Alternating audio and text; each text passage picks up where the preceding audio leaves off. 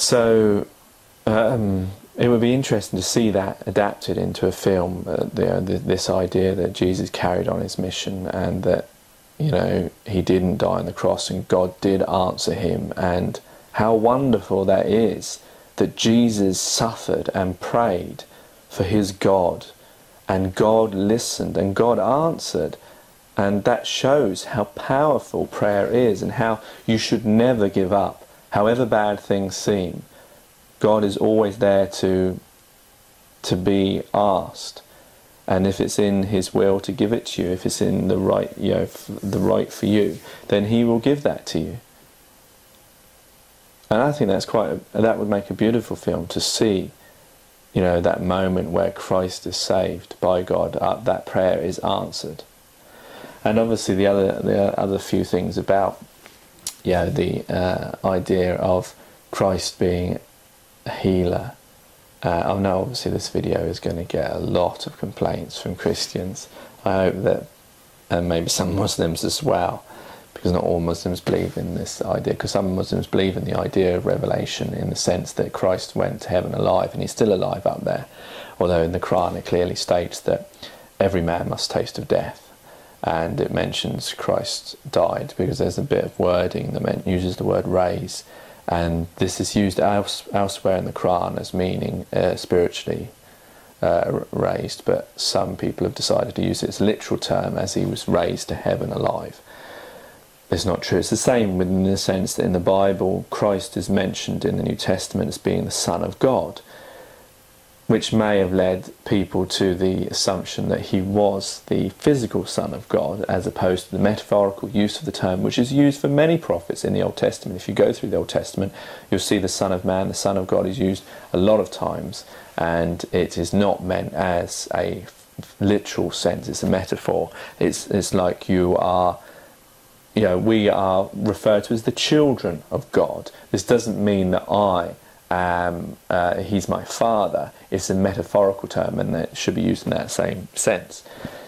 And God has been asked many times to prove himself by prophets, to come down and to speak to his people, and he's always denied that. He wouldn't change his mind. God knows, you know, he's Alpha and Omega.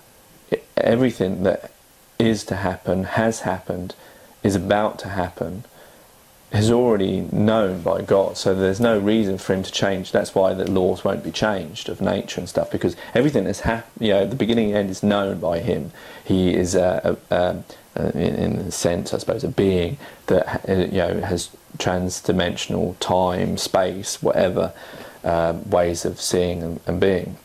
There's an interesting bit in the Quran which mentions about heaven and hell, and this is interesting to show the truth of the Quran, and one of the things that made me believe in it, in the sense that you've got to remember when it was written, it mentions about, there's a phrase, it's mentioned about heaven and hell, where someone asks where they are, or it might be in a saying, a hadith of the Prophet. So it mentions where is heaven and hell, and he says it's right here. And that idea back then would not have been understood. You know, how can something be in the same place? But he was talking either about the idea of a time, you know, that because we already go to these judgment, heaven and hell, when we die, or in a place in between, a barrier, a barzuk, I think it's called. But the idea is that it was it's a different dimension, in the sense that it is physically here, but in a different dimension. Now that we would only understand now. We still don't really understand it scientifically, but you know, we've seen lots of films and lots of ideas where you can have something in the same place but in different dimensions, different times, different space, not different space, different times, or a different dimension where it is physically in the same place, you know, parallel dimensions. And for that to be in the Quran is quite an interesting, that's one of those interesting, and you will find things, I'm sure, in the Bible and other different religious texts as well. That's what is the interesting thing when you look at religious texts.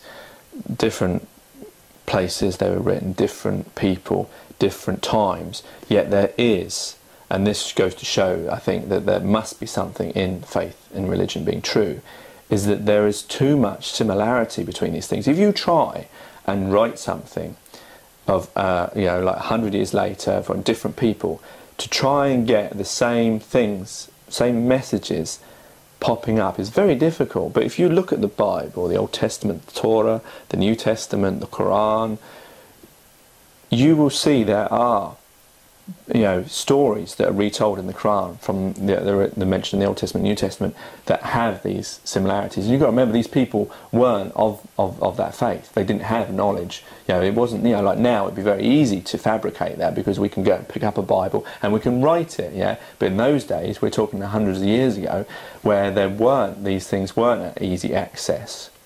And the only people who could write were monks, so there weren't many of these Bibles hanging around that people could just pick it up and write it down. And even word of mouth, people weren't as educated as they were now, that everyone can tell you parts of stories that are mentioned in the Bible quite clearly.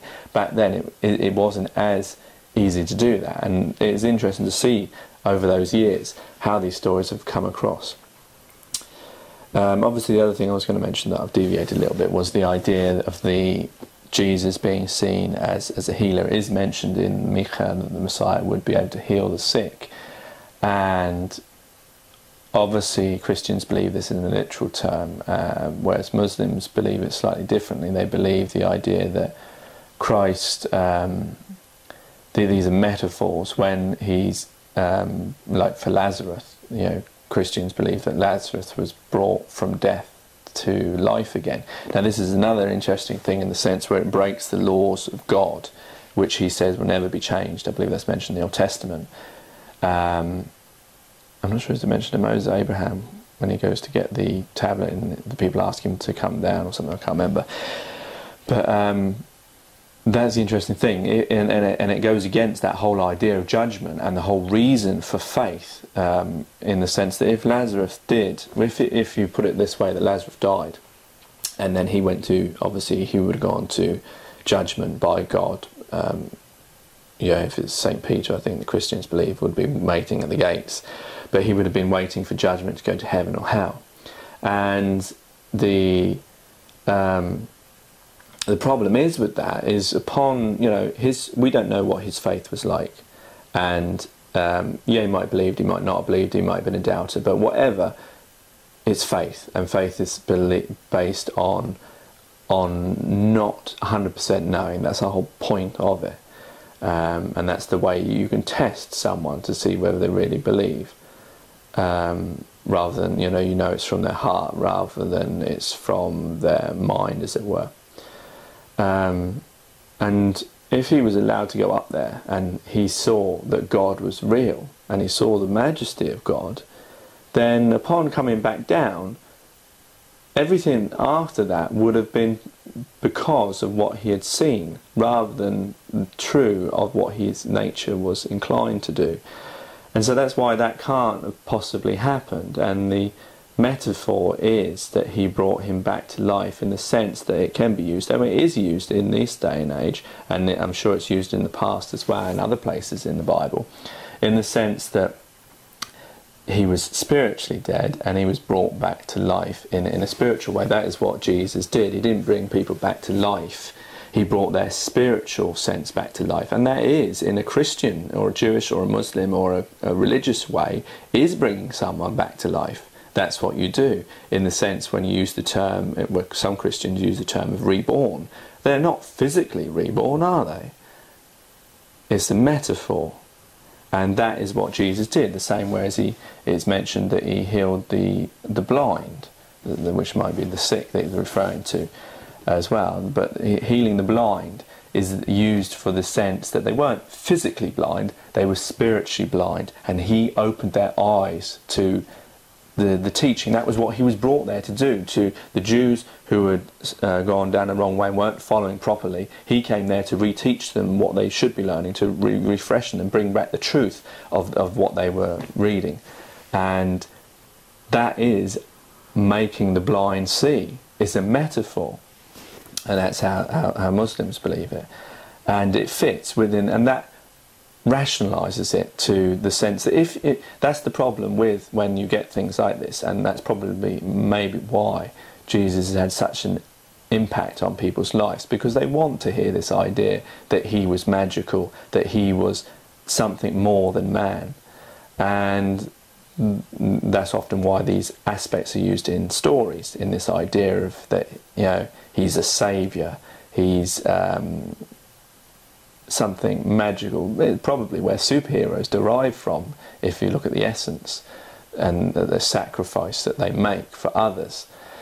And that's obviously, it is a passionate thing and why people believe in it, but it causes a problem in the sense that if you, and it makes it difficult for rational people to believe that, how can one thing deviate from the rest, in the sense that we're saying that Jesus could walk on water, he could physically levitate, or he could make people who are blind see by just touching them, and then this is called anointing, and he could make the dead live, whereas no other individual can do that.